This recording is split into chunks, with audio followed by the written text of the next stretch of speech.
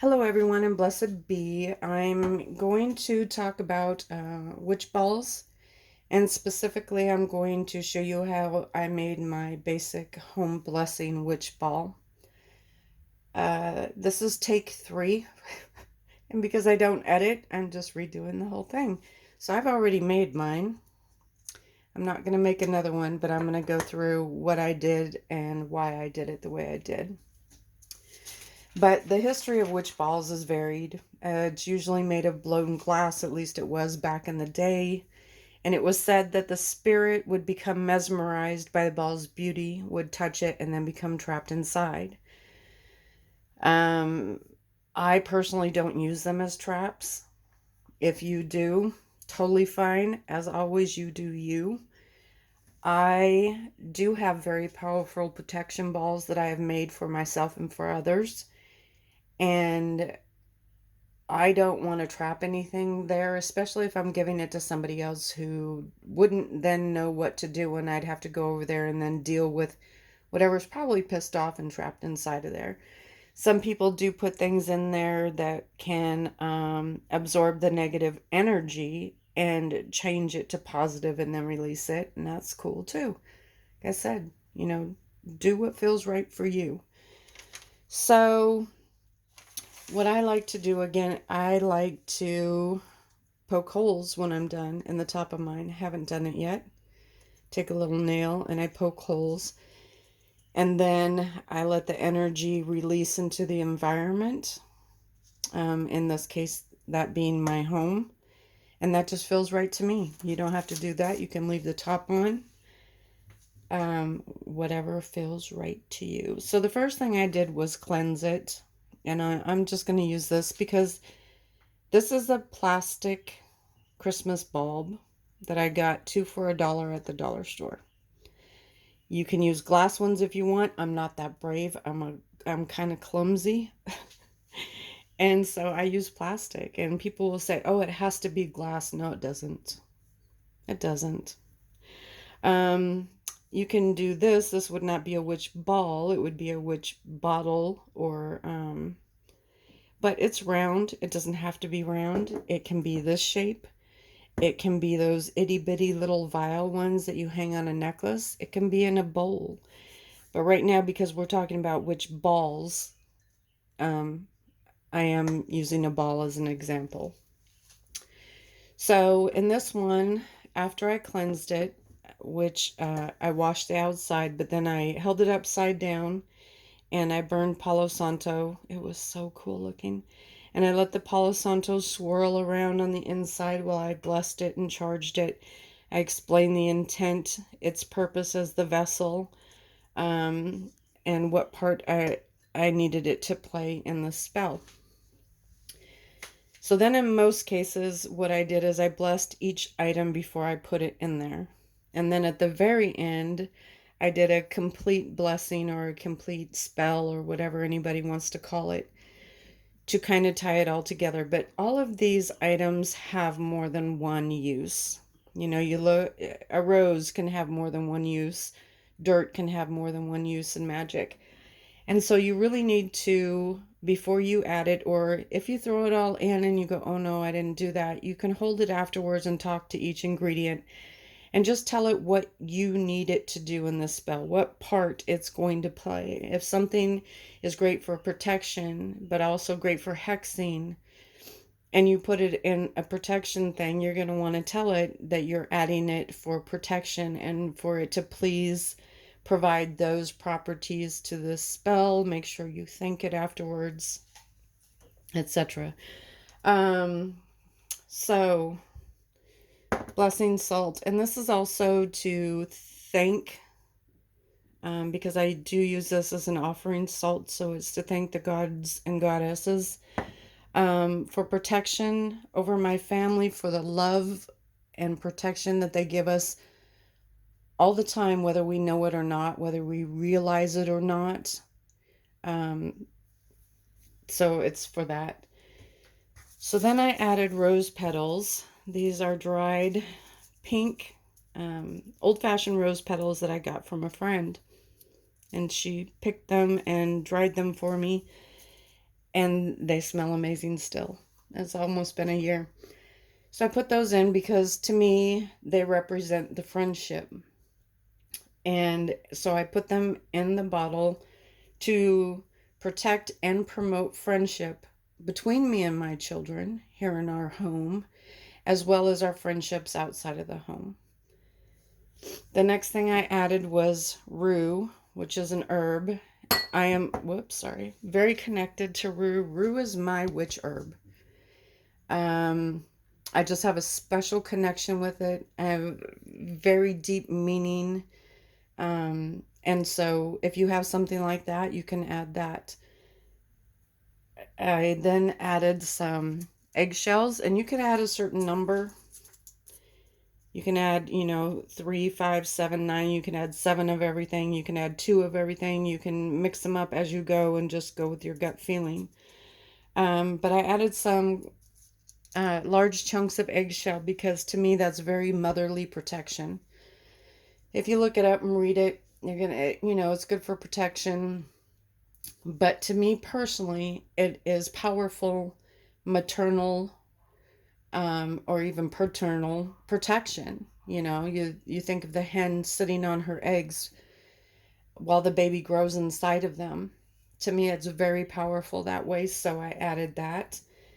And then I added pine needles. This is from my special friend tree outside.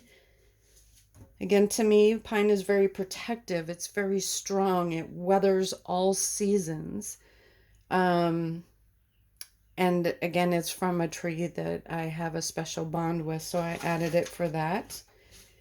And then I added some Palo Santo chunks.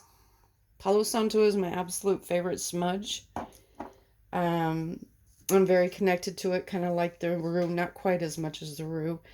But to me, it's very cleansing. It's very protective, and it also invites positivity. And I can do a whole thing on smudging if you want me to go through it. There's actually 3 steps to smudging your home. But that's what Palo Santo says to me and feels to me, so that's why I put it in there. And another herb I put in there that if you watch my other videos, you kind of know this about me. I put spearmint because I love spearmint. Now on the bottle it says protection, sleep protection, clarity, healing, and love. And it, to me, it does provide all of those things. It also provides, it's very uplifting to me. It has a very high, happy vibration. And so I put it in for those things. And the last herb I put in were bay leaves. To me, bay leaves are success and wishes. Success in all we do, whether it's internal or external. And wishes, not so much that our wishes be granted, but that we recognize the wishes inside ourselves. It's a very powerful thing to recognize your own wishes. And I use that as a representation of me and my 3 children. So I took 2 full bay leaves and I broke them in half because I wanted them connected. And I put those pieces in here. So there's 4 pieces of bay leaves in there that represent the success for us in all things, not just maternal or materials, the least of my concerns, but internal success, and also to realize and understand and acknowledge our dreams within ourselves. So the other thing I did to represent us is stones. These are apatite stones. This is a very special stone to me. It's very powerful protection, but to me, an apatite stone signifies and represents my soul energy very powerfully. And so I took 4 small chips and I anointed them and I blessed them and told them that they were going to represent me and my 3 children. I held up one, it was going to represent me. I let it know that before I put it in. and then my 3 children. Um, I have 3 boys. My oldest son passed away in a car accident in 2002. He is always included in my home protections and my home blessings and everything I do like that because he's still with us. His energy, his spirit, his love, it's a part of our lives, it's a part of our soul, and always will be. So he's always included. I also put one chunk of black tourmaline. To me, black tourmaline is an extremely powerful protection. Um, and it's a very smart protection. It knows what to watch out for. It knows what to look for, trickery, things like that. Extremely powerful to me. I love that stone. And then I also put in a clear quartz. I'm not sure if we can find it in here now. There it is. And to me, clear quartz is all-knowing. Um, it's all-knowing and all-seeing, and it's going to pick up on anything that gets missed. It's going to amplify everything that's in this spell. And it's also going to kind of keep watch, and it will feed and cleanse this. Now, I know some people think citrine is the one that doesn't need to be cleansed, and that's great. I believe that. But to me, clear quartz was the absolute only choice for that particular intent in this spell, so I went with that. And I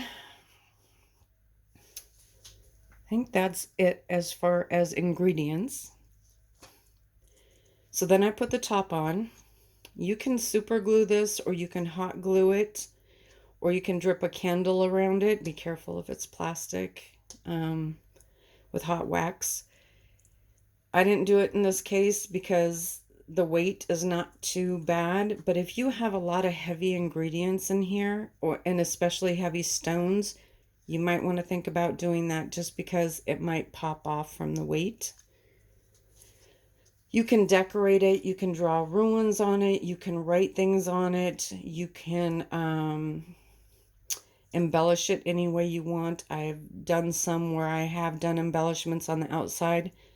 For this one, it didn't feel warranted. I was done when I was done. And that's a very big thing. If you start putting, let's say your favorite number 7, and you think you have to put 7 at everything, and you get to pinch number 4 on something, and you get this feeling like that's enough, then it's enough. Listen to your gut. Follow your intuition.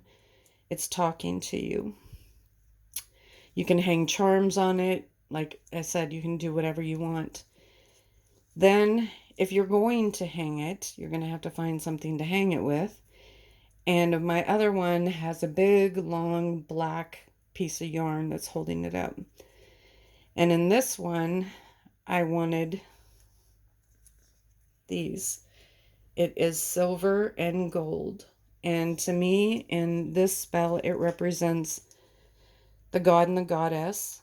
It represents the sun and the moon. So it's entirety. It's everything. It's morning till morning again through the night. The sun and the moon, the god and the goddess, female, masculinity, all of it. It is all encompassing in everything with nothing left out. And so I didn't have much of this ribbon. If you use whatever you use to hang it, if you decide to knot it, realize that knotting it is going to shrink the amount that you have. And then you can do the knots of 9 spell with it or whatever. I just started tying knots, 1, 2, 3, 4, 5. And then I tied 2 up here, so that made 7. And the silver ran out, but you know what? It's perfect. It's absolutely perfect and just the way I want it. Now, again, all I'm going to do is poke holes in the top. I am going to bless this. You could set it on your altar. You can put it out in the moonlight. You can put it out in the sun. You can set it in a bowl of blessed salt or moon water or whatever you want to do with it. You don't have to hang it up. You can leave it sitting in a bowl like that. Some people believe that you should not ever let anybody see your witch ball. Ever. And if you believe that, don't let anybody see it. Because it's what's going on in your mind. If you really truly feel that nobody should ever, ever see your witch ball, and somebody does, your intent is going to scatter. It's just going to scatter. Now you can walk yourself through that if that's what you choose to do. But again, you can stick it in your sock drawer. You can put it in a closet. Um, if you are in the broom closet, you can put it out of sight. You can make it look like just a normal decoration, a Pinterest kind of thing, whatever you want to do. But it's that simple, but that complicated, because it is the process of putting all these pieces together and having the intent every single step of the way that sets the spell. If you just chuck some things in there and hung it up, chances are not much is going to happen. You're not going to be that focused on it. You're just not. But going through the steps really locks in your focus and your intent. Now you can smudge it one final time. I'm not, because I did that at the beginning. And I think that's it. And hopefully this video really works. So if you like it, please give me a big thumbs up. Hit the subscribe button down there somewhere, and that little bell to let you know when I'm uploading more videos. If there's anything you'd like to see, please let me know. I'm trying to come up with some ideas. And also, if you have any questions about this or about anything else, please let me know. My email is always in the description, and you can also comment and ask me a question too. And with that, I will say blessed be.